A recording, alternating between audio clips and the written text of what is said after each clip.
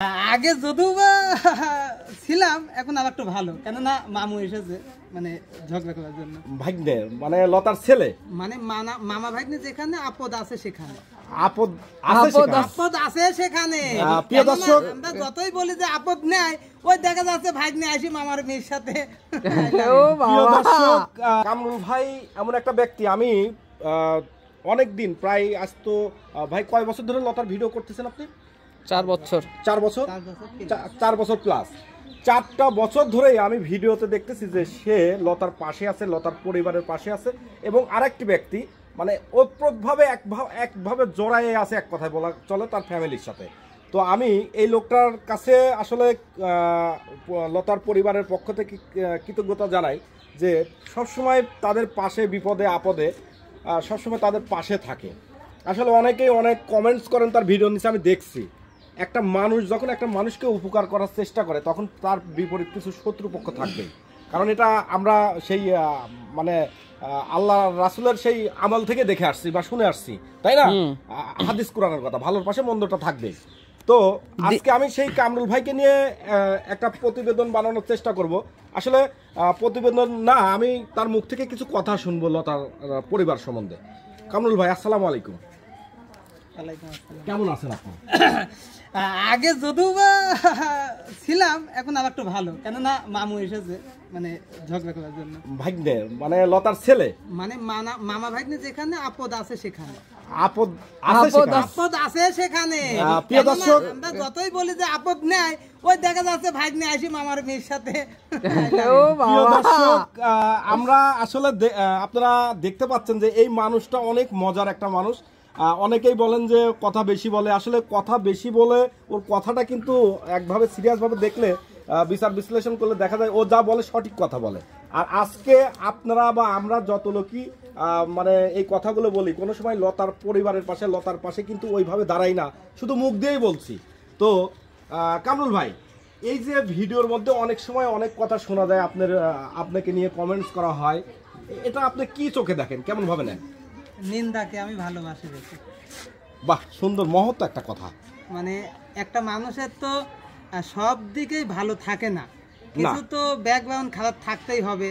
আর সেটুকু আছে নিন্দা, এই নিন্দাটুক যদি না থাকে তাহলে তো মনে করেন যে আসলে পথ চলা যাবে না। একদম রাস্তায় মোটরসাইকেলে যেতে লাগে কি খালি আমার জন্য রাস্তা ক্লিয়ার থাকবে না, তা অনেক গাড়ি তো আসবেই।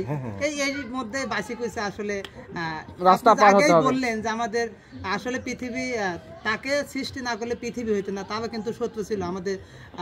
রাত না থাকলে দিনের কোনো মূল্য ছিল না।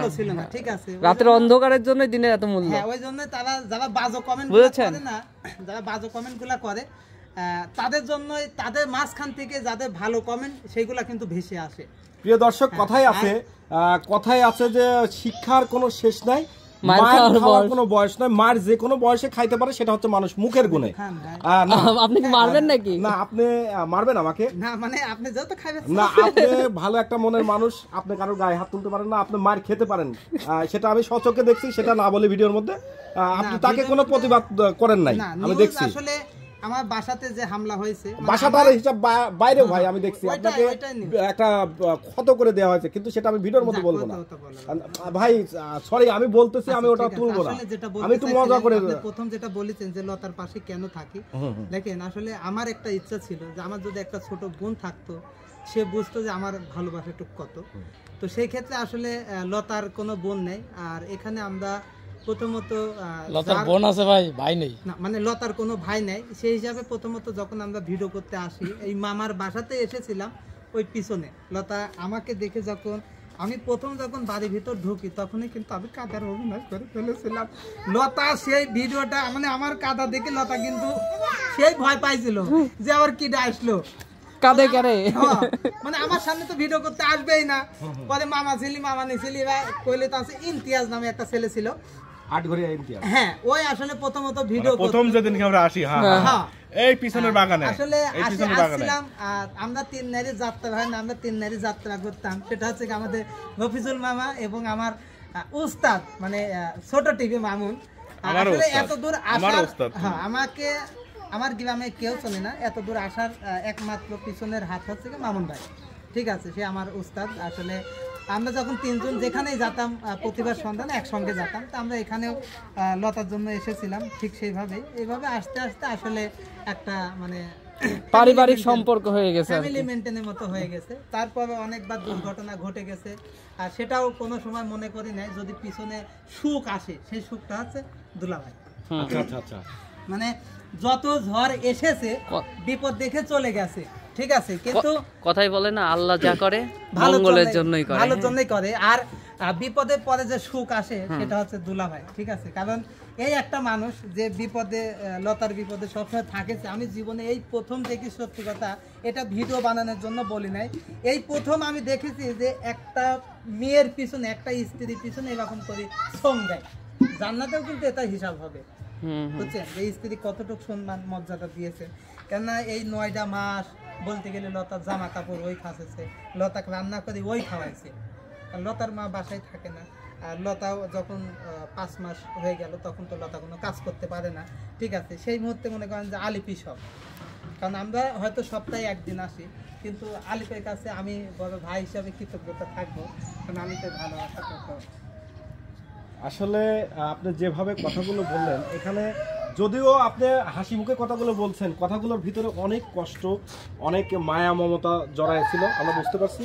আসলে একটা মানুষের পাশে একটা মানুষ কিভাবে থাকতে হয়, একটা অসহায় মানুষের পাশে একটা মানুষ কিভাবে দাঁড়াতে হয়, এটা আপনাকে দেখে বা আমি সেই ব্যক্তির সাথে কথা বলবো, আমি শিক্ষা নেওয়া উচিত। আমি শুধু একদিক চিন্তা করেছিলাম, যেটা আমার আপনি ভাবি, মানে আমার বাড়িওয়ালা, ও বলেছিল যে লতা কিন্তু আসলে যখন হাঁটা শেখে তখন কিন্তু গর্ত করে মাটির ভিতর খাড়া করে হাঁটা শিখছিল, কারণ লতা প্রতিবন্ধী ছিল। তো আমি খালি ওই চিন্তাই করতাম যে আসলে ওর বাচ্চাটা যেন সুস্থ হয়, কেননা ও যেরকম হয়েছে সেরকম যদি ওর বাচ্চাটা হয়, মানে ওর জীবনটা আরো কষ্টের মধ্যে পড়ে যাবে, ঠিক আছে। এটা একটা নিয়ে চিন্তা করতাম সবসময়। তাতে ওকে আমি ভাই হিসাবে, কিন্তু আসলে অনেক মানুষ ভাই হয়ে কিন্তু বোনকে জিজ্ঞাসা করতে হয় না যে বাচ্চার নড়াচড়া ঠিক আছে কিনা, একটা লজ্জার ব্যাপার সেটা থাকে। কিন্তু আমি কিন্তু লতাকে অনেকবার করেছি বাচ্চার নড়াচড়া ঠিক আছে কিনা। লতা আমাকে সবসময় বলতো যে না ভাই ঠিক আছে, ঠিক আছে। এটা নিয়ে আমি একটু বেশি ভয় পাতাম। তো আসলে আল্লাহর কাছে শুকরিয়া যে আল্লাহ সুস্থ বাচ্চা দিয়েছে, লতাও সুস্থভাবে ফিরে এসেছে। মানে ওদের জীবনটা হলে হ্যাপি, সারা জীবন তো আমরা থাকবো না। প্রিয় দর্শক, একটা মানুষের কতটুকু ভালো চাইলে তার জন্য চোখে পানি আসে আমার জানা নাই, অবশ্যই কমেন্টস করে জানাবেন। আর বড় কথাটা হচ্ছে যে একটা মানুষের যার সাথে কোনো রক্তের সম্পর্ক নাই, হয়তো চলাফেরার ক্ষেত্রে তার প্রয়োজনেই সে লতার বাড়িতে আসছে, আমার প্রয়োজনে যেমন আমি আসছি, এরকম আমি হয়তো আজকে আসছি, আমাকে আর হয়তো 1-8 বছর দেখা যাবে না এখানে, কিন্তু এই কামরুল আর এখানে আছে মামুন, এই দুইটা ব্যক্তি, আমাদের এই দুইটা ভাই, আমরা প্রতিনিয়ত দেখি যে লতার পরিবারের সাথে মানে A to Z সব কিছু সম্পর্কে তারা শেয়ার করে, এবং লতার পরিবারও তাদেরকে সুবিধা অসুবিধার কথা সব কিছু জানায়। আমি অনেক কথাই শুনলাম। তো প্রিয় দর্শক, আসলে আমি আর একটা ব্যক্তির পরিচয় করাই দেব, এই ভিডিওতে এই পর্যন্ত রাখছি। সবাই ভালো থাকবেন, সুস্থ থাকবেন, আল্লাহ হাফেজ।